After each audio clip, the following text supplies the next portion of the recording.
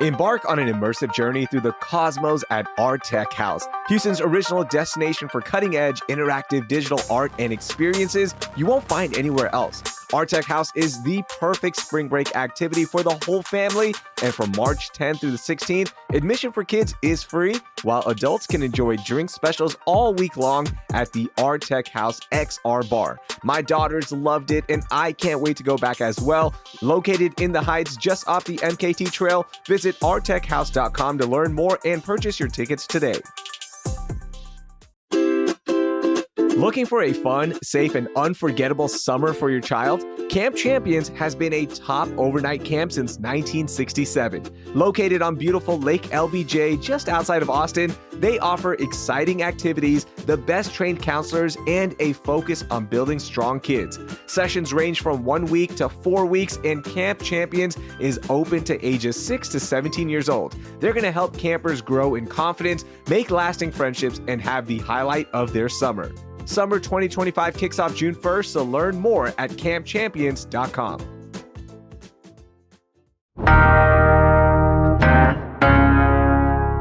Today on CityCast Houston, I love the rodeo and the wild deep fried food, but my friend and Cron.com food reporter Erica Cheng does not. Plus, a ridiculous rebrand that makes no sense. Let's talk food with Erica. It's Wednesday, March 12th. I'm Raheel Ramzanali, and here's what Houston's talking about. All right, Erica, we usually don't talk about politics on our food roundups, but there's a story where politics and food are actually meeting, and it's Lieutenant Governor Dan Patrick who wants to rename the New York Strip to Texas Strip because we lead the nation in cattle production, even though the New York Strip, that phrase and that term and that branding was coined 8 years before Texas even became a state. I mean, this is so crazy and so ridiculous. I can't even believe that this is a thing, but here we are. What are your thoughts on this? Okay, honestly, I'm on New York side of this beef, which is saying a lot because I was born and raised in Houston. New York is great. And, honestly, I support them. I support them having the steak name.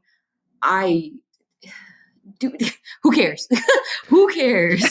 Yeah, that's the biggest thing. Like, what are we worried about rebranding the New York Strip to the Texas Strip? Even if it happens, I guess like Lieutenant Governor Dan Patrick and his friends are the only ones that will refer to the New York Strip as Texas Strip.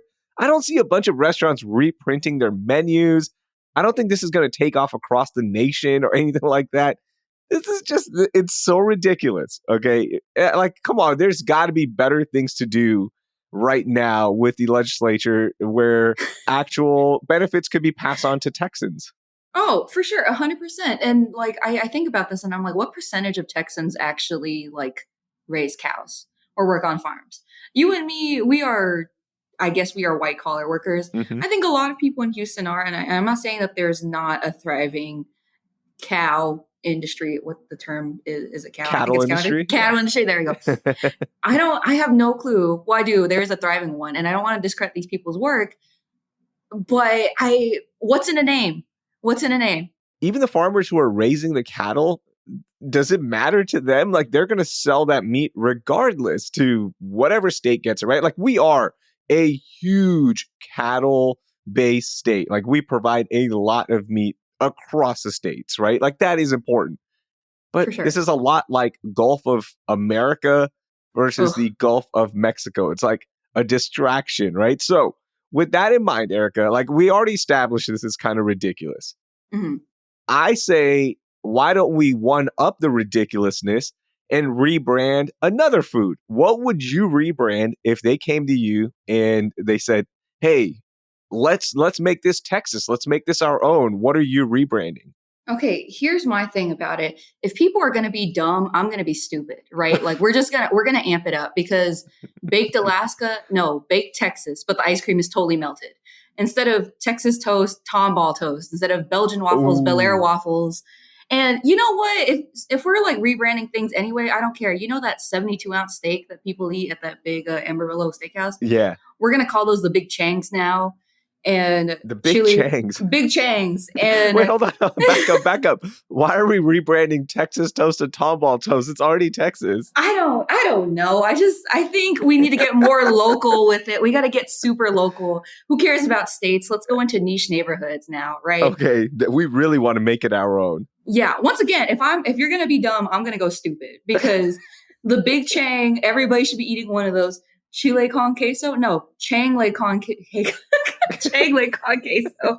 Chicken fried steak, Changkin fried steak. Let's You're change just the making it name. all about you. I love it. Yeah. That's the way to do it. That's the way to do it. Hold on, I'm considerate. You know, I think we should change the name of raisins to Raheelsons, right? So I've been saying that. yeah, I've been saying that. Why aren't they just named Raheelsons? exactly. Raheelson brand, Raheelson Pan. Okay, I've got one that might anger a lot of people, including our sister city, Cass City, Philadelphia. Ooh. How about the Philly cheesesteak is now the Richmond, Texas cheesesteak or Richmond cheesesteak? Okay, like I'm taking what that entire city is known for and I'm putting it in Richmond, Texas, because I love my city so much, or my town. It's really not a city. I want more cheesesteaks, okay? And we're not known for cheesesteaks. I don't even think we have a cheesesteak restaurant within a 5-mile radius of Richmond. But if we call them Richmond cheesesteaks, if you build it, they will come. So I want to pass an official bill, Richmond cheesesteaks. Have you considered that there are other places named Richmond, like Virginia? I have. And you may confuse them. I want Richmond to own this. And there's plenty of cheesesteaks to go around. You're pocket watching cities. That's crazy. Insane work. I wish I had that much free time in my job where I could just go on side quests like this, where I can just go, hey, I got like 30 minutes here. Let's just rebrand New York strips to Texas strips. Why not? I wish I had free time like the lieutenant governor. I did too. And, you know, quite frankly, all the restaurants in New York, Delmonico's the historic one that coined the term, they're like, who cares? No, it's never going to change. It's never going to take on. There's actually a lawsuit being filed over there because they're like, hey, this would hurt our culinary heritage. Like, this is important to us, right? So you can't just go around renaming things just because you feel like it, because you want to, I guess, impress your voters. Somebody. Nonetheless, yeah, I'm glad that we had a chance to talk about that. Okay, enough about what's happening in New York. We should talk about the rodeo because it's here. And I know we usually do check please at the end of the show, but I'm going to bring it to right now because I don't know. I listened to Nuck If You Buck this morning. I feel like I need to start a fight. How do I phrase this carefully? I don't care too much about the rodeo, and I'm kind of fearing the backlash for this a little bit, but I don't particularly care that much about the rodeo. Okay, and hold on.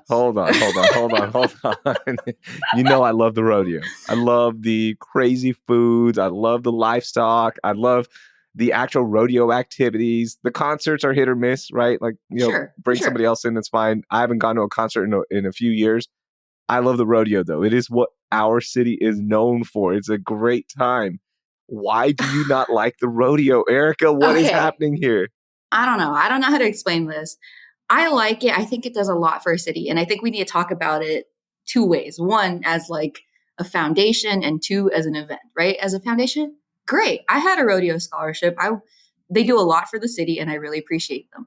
But as an event, and maybe this is just me personally, Houston is known for so much more than livestock and like yeehaw, cowboy, shoot 'em up, John Wayne, whatever. Quite frankly, this might be a me thing. My parents are not country. I don't really they're from one of the most populated cities in the world. I'm a city girl and I have never really felt the connection with like, hey, cowboy culture. Let's, wrangle them up or whatever. Okay. But besides that, fair, right? But besides besides that, there is such a lack of diversity at the rodeo when it comes to very specific kind of things, right? I know a lot of people are going to be like, Erica, you don't think the rodeo is diverse? What's going on? Oh my word, But it's true. It's true. And I think that specifically on the food side, yes, there are scorpions, there's Cajun food, there's all this stuff. But I think there's so much more that could be explored there. Okay. Expand on that, because rodeo food is known for the wild, crazy carnival deep fried, huge turkey legs food, right? Like that cuisine. It's Hmm. carny food, right? Like that is what it's known for. Now, there are other things there as well. Like you got a lot of local Tex-Mex spots. You've got other barbecue places, but for the most part, when you think of rodeo food, you're thinking wild and crazy stuff. Yeah, for What do sure. you so expand on this, like the lack of diversity? When we think about fair food, we think, funnel cakes and all that stuff, candy covered bacon, whatever, whatever. I was talking to this food vendor at the rodeo for one of my stories. Her name is Ann Dang. She's awesome. And she runs this food stall with her husband called Asian Streetness. And she made a very good point. She was like, when we think about food at the rodeo, it's like for sure fair food, but you're seeing like kind of Tex-Mex, you're seeing, maybe a little Greek, maybe a little Cajun, but there's nothing more besides that. Mm. And she said something so poignant to me. She was like, in essence, like all this stuff is street food. It needs to be like handheld. You got to eat it on the go. It has to be some kind of fried. And she goes, every culture has street food, right? She's like, everybody has it. Why not like make it a little festival friendly and have it at the rodeo and like kind of Oh, expose more of Houston to this? okay. That's interesting, right? That makes sense. That makes sense, right? Like we are the most diverse city, as you mentioned, and we have one of the most diverse food scenes. So it would make sense to have more diverse offerings Mhm, at our marquee event. I mean, here on CityCast Houston, we voted on this with our listeners and our readers of Hey Houston, our newsletter, mhm. and it was picked as the most iconic Houston thing. So the most iconic Houston thing should reflect one of the other most iconic things, which is our diversity. So my question to you is it that these businesses and restaurants aren't applying to get into the rodeo, or is the rodeo not going out of their way to have more diverse offerings? Like, what is it? Where is the disconnect? Primarily, I think space is an issue, right? You can only have so many number of slots at the rodeo serving food. And quite frankly, a lot of that is given to foods that customers really want, right? We're talking about that fair food. There needs to be an element of that fair food there. And that's fine and dandy. I know thousands of people apply to this every year and only a few get chosen. So space is an issue, right? But I think what we kind of have to ask is maybe as consumers, we should think about, hey, why can't I have a crab rangoon egg roll at the rodeo? Mm, And if we change that kind of perspective, right? If we change the, oh, I'm going there for the funnel cake, I'm doing this, I'm doing that. If we change that perspective and we're like, hey, maybe we want some like Vietnamese coffee today, or we want to try, I don't know, Egyptian barbecue. There's a restaurant in Austin that does like Egyptian style barbecue. Why can't that be something that's at the rodeo? yeah. No, that makes sense. I get where you're coming from. I Mhm. totally get where that disconnect is, why it is frustrating, especially you being a food reporter covering the most diverse food scene in the nation. And when you think about the rodeo, you would think there would be more offerings. One last thing on this, with the business that you interviewed, Asian Streetness, are they tucked away somewhere? Are they at least being treated fairly in terms of exposure?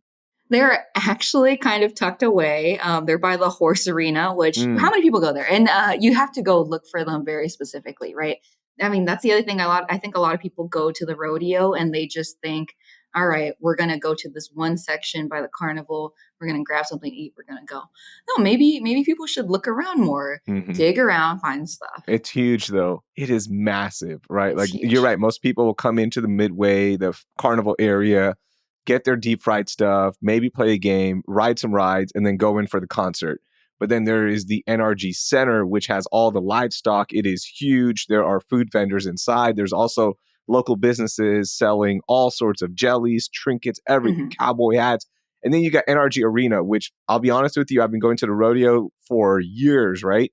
Hmm. I've never stepped foot inside the NRG Arena, which is the smaller horse section, as you mentioned. The fact that they are over there, that is kind of insulting. It's a little bit, but hey, like I said, space is limited. They're happy to be there. Hmm. They actually won the Gold Buckle Foodie Awards recently for Oh, their nice. their highlight of this year, which is crab rangoon egg roll. I love that. I love that. Yeah. Congratulations to them. And okay, I was ready to be upset at you, but you made a lot of sense. You might have actually I converted did. me over. I did. I make sense. That is one thing I do. And let me Yeah. tell you this, if we're thinking about like Minute Maid Park, now known as Dyken Park, which I probably won't ever say ever in in like a casual Yeah. capacity. They're not paying you to sponsor Dyken. So, hey, They're I get not it. paying me to say it. I think about Minute Maid Park and I think about their crazy menus that have happened. And nobody thought like, hey, let's go and watch a baseball game and eat like Slovachos, which have like, sausage and whatever on them. No one's thinking like, hey, let's go to the baseball game and eat like kimchi fries. Mhm. But yet that's still happening. Yeah, it's happening. It's showing up. Yeah. And why not make that happen at the rodeo? Yeah, they're definitely representing. That's a very good point. They are.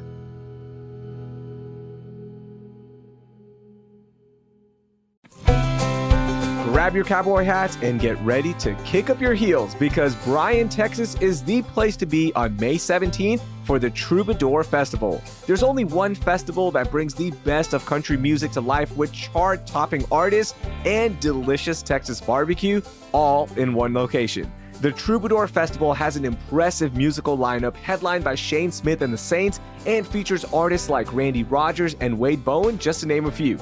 Now, if those great acts weren't enough, the Troubadour Festival will also have over 25 Texas barbecue joints, 3 of which were just recognized by the Michelin Guide, dishing out that signature smoky, mouth-watering Texas barbecue all day long. That right there is worth the price of admission for me. And check this out, on Friday, May 16th, there's going to be an official Troubadour Festival pre-party in historic downtown Bryan at the Palace Theater. This event is free and features local Texas musicians like the Wilder Blue, the Drop Tines, and Jerry Alvarez. Get your tickets now to the Troubadour Festival on May 17th and plan your visit at destinationbryan.com. Trust me when I say this, you've never experienced anything like Meow Wolf before, and nothing I say is going to prepare you for just how incredible Meow Wolf radio tape is, but I'll try. You start by walking into a community radio station, and from there, ordinary objects take you into a mind-bending world where art, sound, and storytelling collide. I mean, over 60 local artists have helped create this experience, and there's truly nothing like it. The best part, Meow Wolf is fun for everyone, and it's why I recommend it to all of my friends and family, and now you. Plus, there's always something new and dynamic happening there, so you can make it a daytime adventure or an adult-only evening. Experience why I always leave Meow Wolf with a creative buzz and an appreciation for the out-of-the-ordinary by buying your tickets at meowwolf.com/visit/Houston. One final tip, don't look at pictures online of what Meow Wolf has in store. Just go in and be ready to have your frequency changed. The Texas coast is special to me, and it's always calling me. My family has made countless memories there, and just off the Texas coast sits a unique beach town marked with salty vibes and sun-soaked memories, Port Aransas. It's a place where family traditions naturally unfold, and you'll find beauty in the island views while taking time to relax between adventures. And with 18 miles of shoreline, there are plenty of adventures, from kayaking with the kids to fishing off the coast or simply cruising down the beach in a golf cart, soaking in the sounds of the Texas coast. That sounds wonderful. Start planning your getaway now with your friends and family, because there's nothing like having multiple generations under one roof so everyone can enjoy those perfect beachfront mornings and that cool Gulf breeze in the evening. So many Texans have anchored their traditions to the island life in Port Aransas, and with one visit, you'll see why. Start your new favorite family tradition in Port Aransas, Texas. Plan your visit to Houston's beach at visitportaransas.com. Okay, Erica, let's talk about something else at the rodeo that is trending when it comes to food, and that is Bun B's Trill Town. Now, they started as a pop-up at the rodeo, slinging out their smash burgers, but now they have evolved into this whole experience that has the burgers, they have tenders, like hot chicken tenders, they've got lemonade. It's a whole experience, and it has become one of the hot spots for the rodeo But the reason I'm bringing them up right now is because in addition to Trill Town, they have also announced their fourth location. Mhm. Now, Trill Burgers, the original location is right there off of 59 and Shepherd. They announced two other locations, one in Missouri City and Spring. Those aren't open yet. And recently they announced their fourth location, which is going to be in the Galleria area, not too far from that original location. So by summer of 2025, Mhm. there's going to be 4 Trill Burgers open, up and running. This is a huge deal. It's huge, and it's such a big expansion. And I think it's kind of crazy that's happening in the midst of this ongoing lawsuit. And if y'all don't remember, that lawsuit is between the current managers of Trill Burgers, which is Bun B, Nick Scurfield, and a bunch of other actors, against Yeah. these two siblings, Patsy and BJ Vivares, who alleged that they created the recipe. And quite frankly, the Vivareses, they were behind Sticky's Chicken, who actually did host the Trill Burger as a pop-up experience at the rodeo several years ago. So it's ongoing. It's really interesting. And there's kind of like an ownership debate there, and people are trying to figure out what's going on. And a lot has been happening. But how do you kind of expand your restaurant to such limits when you have this legal battle ongoing? Mm-hmm. That being said, business-wise, it's pretty smart. I think it's pretty smart. I've known so many people, myself included, who have said that they're not going to the original Trill Burgers because the line is so long. But this is where expansion gets a little weird, right? Because Mhm. is it because their demand is still there and you just can't serve that many people? And they do a good job, by the way, of like getting a lot of people in and out, even with limited parking at that original location. Mhm. Like, are people just hungry for it because of demand and like the lines and like, wow, we got to go to Trill Burgers? And if you open up 4 total locations, does that hype die down, right? Like this is just basic economics of, okay, when there is enough supply, is that demand still going to be there, right? Think about these coveted shoes, right? Like where Nike will release only 100 pairs, let's say, and Mhm. everybody wants them. But if you release a million of them, not everybody wants them and they're all just sitting on the shelves, right? So that's going to be another thing when it comes to that demand and that hype. Like with 4 locations open, is it still going to be as exciting? And the other thing is it worth the price? It's a pretty expensive burger. Now, does it deliver on quality, taste, and just hits the spot? Yes. It's not that big of a burger though. Like you have to order a double if you really want to feel satisfied. And that can get pretty pricey, like with fries Mhm. and the burger. I mean, you're pushing towards $18-20. Yeah, for sure. And I think too, especially in Houston, and maybe this is indicative of the smash burger trend. I don't know.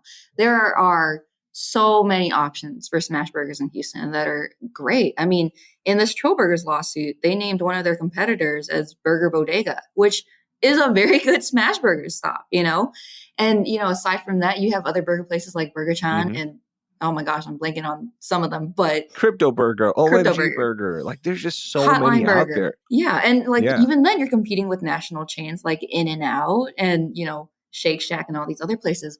Part of me really wonders, like, is the smash burger bubble about to pop, right? Hmm. Like, what's gonna happen? Because quite frankly, I mean, I've been eating smash burgers for the past few months, and I'm kinda like, "All right, cool. This is Yeah. this is fine. This is great." Yeah. Like I'm kind of overpaying, $10-12 for just a burger itself.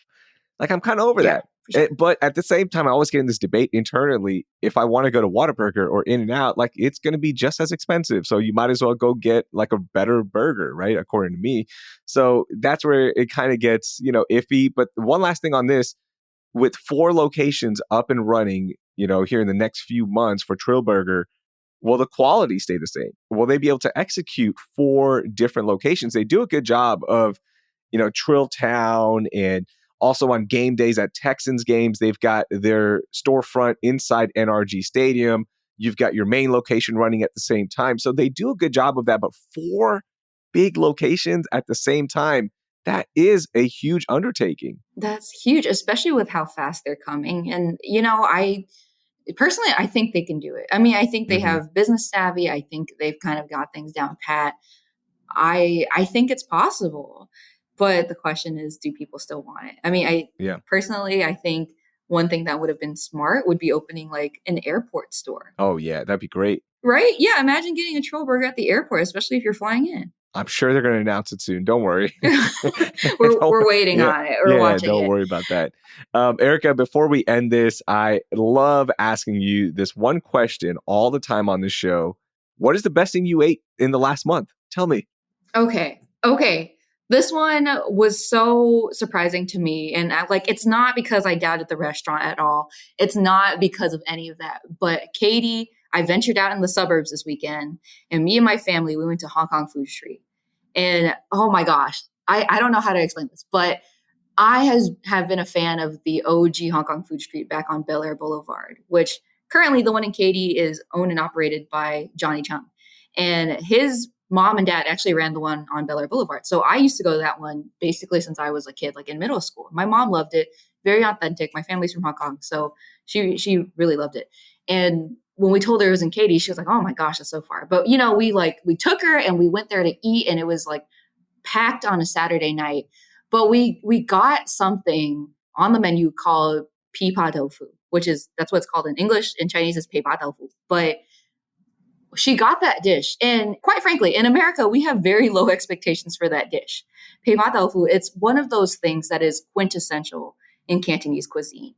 Every chef coming out of Hong Kong has to learn how to make it and make it well if they want to run a successful restaurant. Oh, wow. What exactly is it? Okay, so I don't know how to describe it, but it's basically like a fried tofu that has been mixed with like different kinds of like seafood. So there's like bits of shrimp in it. There's I think there's some like fish meat in it, and there's supposed to be some like dried scallops in it, I think. But It's kind of like a tofu meatball in that sense, right? So they mash it up and they like add the seafood and whatever, and then they fry it in dollops and they cover it in this brown sauce. What is that brown sauce? No clue. No idea. Is it sweet or spicy? No, it's very savory. Ooh, okay. Yeah, so it's very savory. I have no idea how to explain it because I just sound like a crazy person right now. But no, I'm interested. Okay, great. Loving a tofu dish in Texas, I think, is like really wild. But that dish, we got it, and like I said, my mom had low expectations. We all did because we were just like, hey, we're in America, it's all right. But we took a bite and blew all of our minds. Wow. All of our mind. It got to the point where I was eating and I was like, I can pick out pieces of seafood here. It's so good. And my mom was like, I haven't eaten something this good in like decades. Yo. And we were like, we haven't had this tofu this good in America, maybe ever. And it's right here in Katy. It's right here. Surrounding areas of Houston. All right. That is perfect. I love it. I'm going to try it out because if it's blowing your mom's mind like that, she hasn't had something that good in decades. We got to try it out. Erica, thank you for putting us on game right there. I love that. Thank you so much for joining us. That was a lot of fun, and we'll talk to you down the road. Sounds good. It's always a pleasure to talk to you and the CityCast family, and I'm excited to come back next time. That was Erica Cheng. You can read all her work at cron.com. All right, now it's your turn. Let me know what food you're rebranding with a Texas flair. Send us your suggestions with the contact info in our show notes. And don't forget, the CityCast Houston team is meeting up in real life at the Houston Rockets game on Tuesday, March 25th for a mixer before tip-off. We have discounted tickets available with the link in our show notes, and that ticket will get you into the pregame mixer and, of course, the actual game. So we'd love to see you there. Make sure you get your tickets right now because they will sell out. Also, if you like this episode, please share it with 3 of your foodie friends and drop us a rating and review wherever you're listening. Also, subscribe to the show and our newsletter, Hey Houston, for even more news and happenings in H-Town. Thanks. That will do it for today. I'm Raheel Ramzanali. Thank you for listening, and I hope you learned something new.